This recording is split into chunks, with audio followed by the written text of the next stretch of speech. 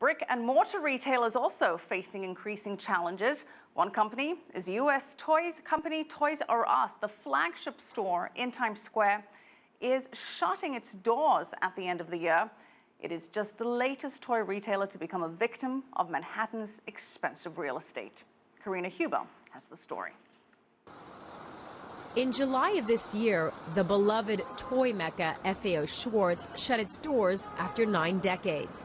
Now, one of the world's largest toy retailers, Toys R Us, which acquired FAO Schwarz in 2009, is closing its 110,000 square foot Times Square flagship store.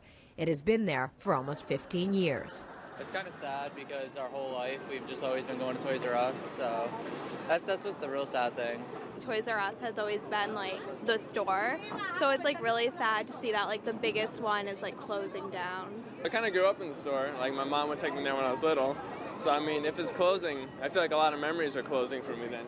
In a statement, the company said, "We decided not to exercise our option to renew the lease for this location, providing the opportunity to realize meaningful rent savings. The ground floor rent has risen to $2,500 a square foot per year." The closure comes at a trying time for Toys R Us, which is heavily in debt and faces considerable online competition.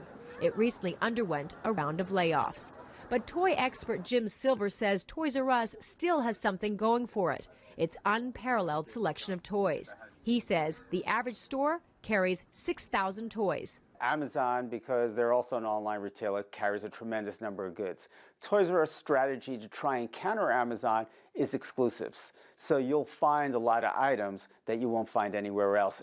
But getting traffic year-round remains a challenge. Toys R Us' biggest struggle is they're a very seasonal business. Their competitors like Walmart, Target, and Amazon are open for business 12 months a year, and they don't rely on toys. They have groceries and other departments to bring in consumers.